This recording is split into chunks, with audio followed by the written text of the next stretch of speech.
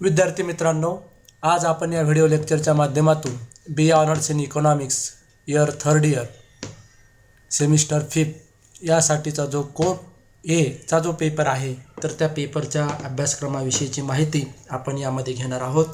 तर कोर ए चा जो काही पेपर आहे या पेपरमध्ये इंडस्ट्रियल इकॉनॉमिक्स हा पेपर आहे। यालाच मराठीमध्ये औद्योगिक अर्थशास्त्र असं म्हणतात। या पेपरचा कोड नंबर जो आहे C-इको-501 क्रेडिट आहेत 5, लेक्चर पर वीक आहे 5, मार्क इव्हॅल्युएशन जर आपण मूल्यांकन म्हणतो ते मूल्यांकन आहे कॉलेज असेसमेंट 20 मार्काचं, युनिव्हर्सिटी असेसमेंट 30 मार्काचं आणि टोटल मार्क आहे 50। हा जो पेपर आहे तर हा पेपर पूर्ण इंडस्ट्रियल इकॉनॉमिक्स जो आहे तर तो इंडस्ट्रीशी संबंधित आहे। ते आपण पाहतो की सध्याच्या काळामध्ये जगामध्ये ग्लोबलायझेशन असेल, त्याला आपण जागतिकीकरण, उदारीकरण, खाजगीकरण ह्या ज्या संकल्पना आपण 1991 पासून आपण आपल्या देशामध्ये त्याचा स्वीकार केला, तर त्या धर्तीवर मग इंडस्ट्री जे आहेत, उद्योग जे आहेत तर त्या उद्योगाची अवस्था काय आहे, ते उद्योग कसे आहेत, त्या उद्योगाचे कामकाज कसे चालते, उद्योगाची उत्पादकता कशी मोजली जाते, त्याची कार्यक्षमता कशी मोजली जाते, तर याविषयीचा जो अभ्यास आहे त्यासाठी लागणारं वित्त असेल, ज्याला आपण भांडवल म्हणतो, ते भांडवल कसं उभा केलं जातं, तर या सर्व बाबीचा अभ्यास आपल्याला या औद्योगिक अर्थशास्त्राच्या अभ्यासक्रमामध्ये करायचा आहे। आता पहिला युनिट आहे इंट्रोडक्शन, ओळख 1.1 need, importance and role of industries in economic and social development. 1.2 industry and sector as a linkage. 1.3 industrial classification. पहिला मुद्दा आहे आर्थिक आणि सामाजिक विकासात उद्योगांची आवश्यकता, महत्त्व व भूमिका। तर आपल्याला उद्योग जे आहेत तर या उद्योगाची आर्थिक आणि सामाजिक विकासामध्ये काय आवश्यकता आहे, त्याचं महत्त्व काय आहे, त्याची भूमिका काय आहे, तर त्याचा अभ्यास आपल्याला यामध्ये करायचा आहे।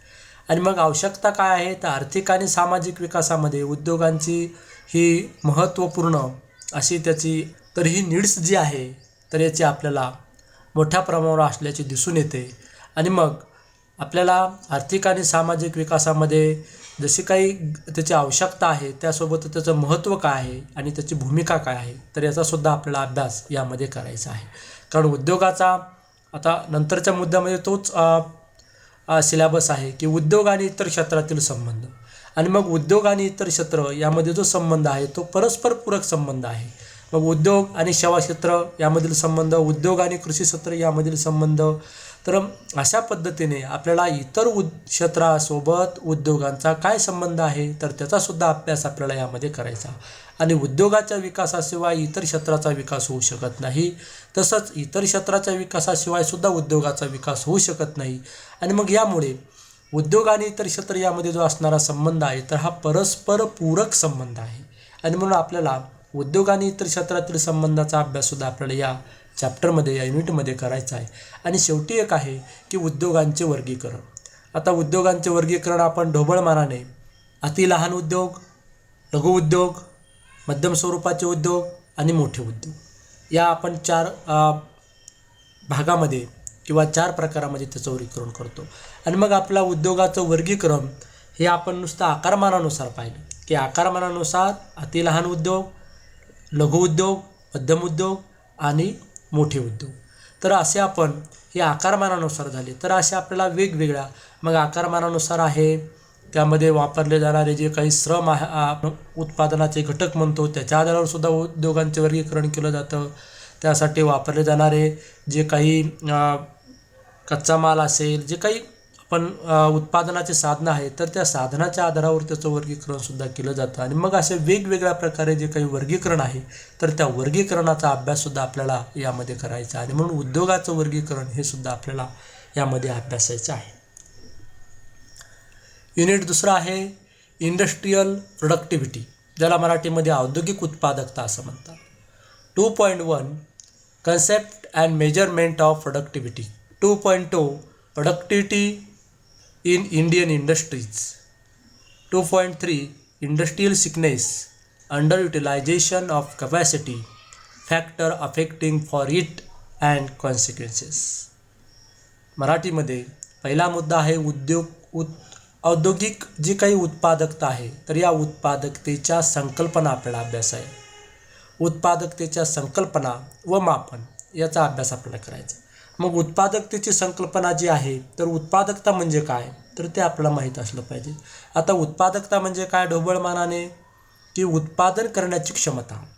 आणि मग उत्पादन करण्याची क्षमता ही प्रत्येक क्षेत्रानुसार वेगवेगळी असते. कृषी क्षेत्राची उत्पादकता, त्यानंतर औद्योगिक क्षेत्राची उत्पादकता, सेवा क्षेत्राची उत्पादकता.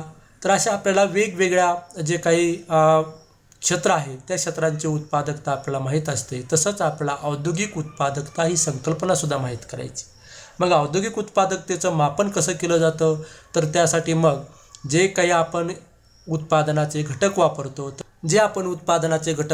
त्या उत्पादन घटकाची वैयक्तिक उत्पादकता माहीत केली जाते आणि नंतरच त्यांची बेरीज केल्यानंतर आपल्याला औद्योगिक उत्पादकता माहीत होते. मग यासाठी खंडाची उत्पादकता, ज्याला आपण जमिनीची उत्पादकता काय आहे, श्रमाची उत्पादकता असेल, भांडवलाची उत्पादकता असेल, संयोजकाची उत्पादकता असेल, कच्चा माल असेल त्याची उत्पादकता असेल. तर असे आपल्याला वेगवेगळे जे काही उत्पादनाचे घटक आहेत त्या उत्पादन घटकांची वैयक्तिक उत्पादकता माहीत करायची आणि त्यानंतर त्यांची बेरीज जर केली तर आपल्याला औद्योगिक उत्पादकता ही माहीत होते. आणि म्हणून आपल्याला ही औद्योगिक उत्पादकतेची संकल्पना असेल किंवा मापन असेल ते आपल्याला यामध्ये अभ्यासायचं आहे. नंतरचा मुद्दा आहे भारतीय उद्योगांची उत्पादकता. आता भारतीय उद्योगांची उत्पादकतासुद्धा आपल्याला अभ्यास आहे. आणि आपण पाहतो की आपल्या देशामध्ये जी काही उद्योगधंदे आहेत, तर या उद्योगांची उत्पादकता इतर विकसित देशांशी तुलना जर केली, आपण इतर विकसित राष्ट्रांशी आपण जर तुलना केली, तर त्या देशातील उद्योगांची उत्पादकता आणि आपल्या देशातील उद्योगांची उत्पादकता यामध्ये मोठ्या प्रमाणावर तफावत असलेले आपल्याला दिसून येते. आणि मग याची काही कारणं असतील. आपल्या देशामध्ये औद्योगिक उत्पादकता का कमी आहे त्याची काही कारणं आहेत. तर त्या कारणं असतील किंवा ती उत्पादकता, भारतीय उद्योगांची उत्पादकता कशी आहे, तर त्याचा आपल्याला काही सांख्यिकीय माहितीच्या आधारावर आपल्याला त्याची अभ्यास करायचा आहे. नंतरचा मुद्दा आहे औद्योगिक आजारपण. आता औद्योगिक आजारपण म्हणजे ज्याला आपण इंग्रजीमध्ये इंडस्ट्रियल सिकनेस असं म्हणतो. तर मग काही उद्योग हे आजारी पडतात म्हणजे काय, बंद होण्याच्या मार्गावर असतात, बंद पडतात. आणि मग आजारी उद्योगांची संकल्पना ही सुद्धा आपल्याला अभ्यासायची की इंडस्ट्रियल सिकनेस कशाला म्हटलं जातं. मग औद्योगिक आजारपणाची काही कारणं आहेत. ते औद्योगिक आजारपण काय येतं, त्यामध्ये सर्वात महत्त्वाचं कारण आहे की अपुरे भांडवल जर मिळालं नाही तर काय आहे, उद्योगांच्या विकासासाठी भांडवल उपलब्ध झालं नाही तर त्यामुळे उद्योग हे आजारी पडतात. त्यानंतर आहे उद्योगामधील मॅनेजमेंट, ज्याला आपण व्यवस्थापन म्हणतो. तर हे व्यवस्थापनसुद्धा महत्त्वाचं आहे. उद्योगाचं व्यवस्थापन जर योग्य प्रकारे नसेल तर त्यामुळे सुद्धा उद्योग आजारी पडलेले आपल्याला दिसून येतात. आणि म्हणून असे वेगवेगळे घटक आहेत की औद्योगिक आजारपणाची कारणं काय आहेत, ती कारणंसुद्धा आपल्याला यामध्ये अभ्यासायची. औद्योगिक आजारपणाची संकल्पना तर अभ्यासायची, तर त्यासोबत औद्योगिक आजारपणाची कारणंसुद्धा आपल्याला अभ्यासायची आणि त्यावर योग्य उपाय काय केले पाहिजे ते सुद्धा आपल्याला अभ्यास यामध्ये करायचा आहे. त्यानंतर यामध्येच मुद्दा आहे अल्प उत्पादकतेस कारणीभूत घटक. आता अल्प उत्पादकता जी आहे भारतामधील, तर या अल्प उत्पादकतेसाठी कारणीभूत घटक कोणते आहेत, तर त्या घटकांचा अभ्याससुद्धा आपल्याला करायचा आहे. आणि मग हे जे कारणीभूत घटक आहेत, तर अल्प उत्पादकतेचा मग देशाच्या अर्थव्यवस्थेवर असेल, देशाच्या आर्थिक सामाजिक विकासावर असेल, तर याचे काय परिणाम होतात, तर त्या परिणामांचा अभ्याससुद्धा आपल्याला यामध्ये करायचा आहे. तिसरं युनिट आहे फिनान्सिंग ऑफ इंडस्ट्री, औद्योगिक. 3.1 मोड ऑफ फायनान्सिंग. त्यामध्ये 2 प्रकारचे आहे, equity and debt. 3.2 institutional finance. 3.3 bank finance. पहिला मुद्दा जो आहे मराठीमध्ये वित्ताचे प्रकार, मोड ऑफ फायनान्सिंग, वित्ताचे प्रकार. मग वित्ताचे आपल्याला 2च प्रकार अभ्यासाला आहे. एक आहे समभाग, ज्याला इक्विटी म्हणतो, आणि दुसरा आहे कर्ज. मग काही उद्योग संस्थांना सुरुवातीला समभागातून जे औद्योगिक भांडवल आहे तर ते औद्योगिक भांडवल सुरुवातीला समभागाची विक्री करून उभा करावं लागतं आणि त्या समभागाच्या विक्रीतून जे काही भांडवल मिळवलं जातं किंवा निर्माण केलं जातं तर त्या भांडवलाच्या साहाय्याने उद्योगांचा विकास हा करावा लागतो. आणि जर हे समभाग जे आहेत या समभागामधून मिळालेलं जे काही भांडवल आहे ते भांडवल जर अपुरं पडत असेल तर त्यासाठी दुसरा पर्याय वापरला जातो, तो म्हणजे कर्ज. आणि मग कर्जसुद्धा या वित्तीय जो प्रकार आहे, वित्ताचा प्रकार आहे, औद्योगिक भांडवलामध्ये दुसरा जो काही पर्याय आहे तो आहे कर्ज. आणि कर्ज घेऊनसुद्धा भांडवल उभा करता येतं. आणि मग कर्ज हे वेगवेगळं आहे, काही संस्थात्मक वित्त आहे, बँक वित्त आहे. तर या दोन्ही आपल्याला अभ्यास करायचा आहे. मग संस्थात्मक वित्त कोणकोणतं आहे, तर ज्या वेगवेगळ्या संस्था आहेत त्या संस्थांनी पुरवलेला जो काही भांडवल असेल तर त्याला आपण संस्थात्मक वित्त म्हणतो. उदाहरणार्थ मग IDBI आहे, IFCI आहे, SIFCI आहे, ICICI आहे, नाबार्ड आहे. तर अशा वेगवेगळ्या ज्या काही वित्तीय संस्था असतील तर या वित्तीय संस्थांनी केलेला भांडवल पुरवठा जर असेल तर त्याला आपण संस्थात्मक वित्त असं म्हणतो. आणि दुसरं आहे बँक वित्त. जसं संस्थात्मक वित्त हे उद्योगांना कर्ज पुरवठा करतात, तसाच बँका, ज्याला आपण व्यापारी बँका म्हणतो, तर ह्या व्यापारी बँकासुद्धा भांडवल उभारणीसाठी उद्योगांना मदत करत असतात. आणि म्हणून बँक वित्ताचा सुद्धा आपल्याला अभ्यास करायचा आहे. आणि मग बँक वित्त काय आहे, संस्थात्मक वित्त काय आहे, या दोन्हीमधील फरक काय आहे, तर त्याचा सुद्धा आपल्याला अभ्यास या युनिटमध्ये करायचा आहे. चौथं युनिट आहे इंडस्ट्रीयल डेव्हलपमेंट इन इंडिया, भारतातील औद्योगिक विकास. 4.1 industrial structure at the time of independence. 4.2 industrial policy, role of state. 4.3 new industrial policy and economic reforms, industrial growth and pattern. मराठीमध्ये पहिला मुद्दा जो आहे स्वातंत्र्योत्तर काळातील औद्योगिक संरचना. स्वातंत्र्यपूर्व नाही, परंतु स्वातंत्र्यानंतर देशामध्ये औद्योगिक संरचना कशी राहिली आहे, सुरुवातीला औद्योगिक संरचना कशी होती, त्यानंतर औद्योगिक संरचना कशी आहे, तर याविषयीचा अभ्यास आपल्याला करायचा आहे. आणि मग देशामध्ये औद्योगिक संरचनेचा अभ्यास करत असताना आपण पाहतो की सुरुवातीला देश नेमका स्वातंत्र्य झाल्यानंतर कसल्याही प्रकारचे मोठमोठे जे इंडस्ट्रीज म्हणतो आपण, ज्याला अवजड उद्योग म्हणतो, तर हे अवजड उद्योग आपल्या देशामध्ये नव्हते.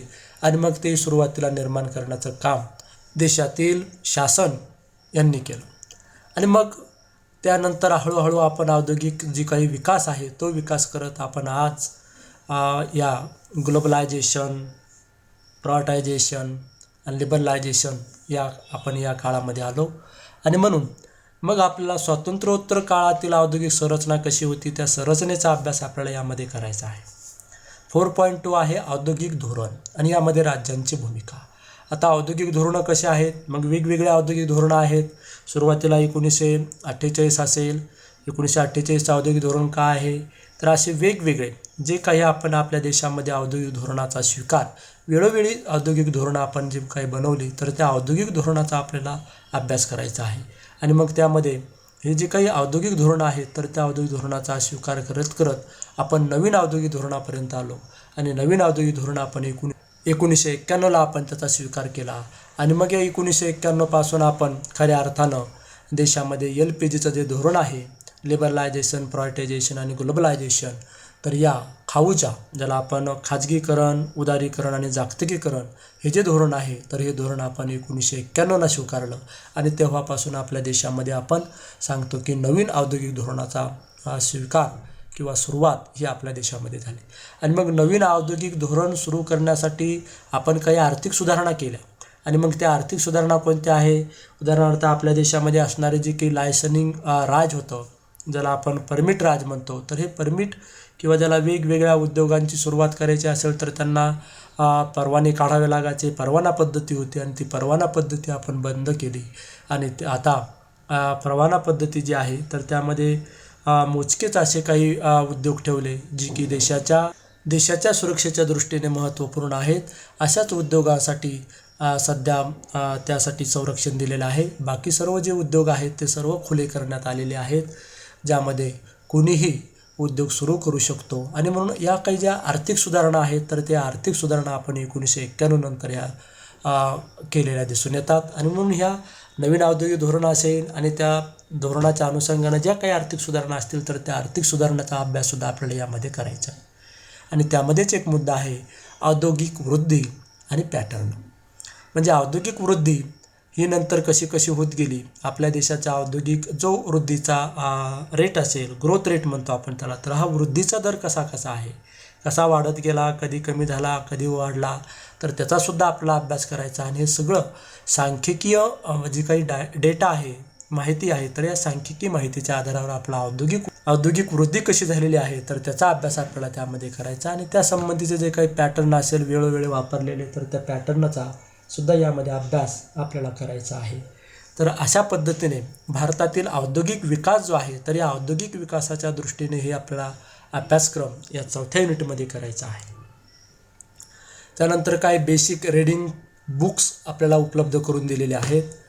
त्यामध्ये मग भारतवाल RR यांचं पुस्तक असेल, त्यानंतर देसाई बी आहेत, कुचल SC सिंग अँड साधू यांचंसुद्धा पुस्तक आहे. तर असे आपल्याला वेगवेगळी पुस्तकं ही काय आहेत अभ्यासाला तुम्हाला वापरता येतील. यामध्ये जो काही आपला सिलेबस आहे तो सिलेबस यामध्ये नक्कीच कवर झालेला दिसून येईल. तर ही पुस्तके आपल्याला अभ्यासासाठी वापरता येतील.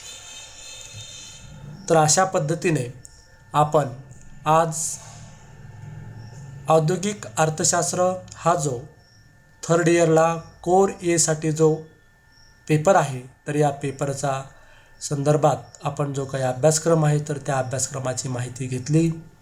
थँक्यू. धन्यवाद.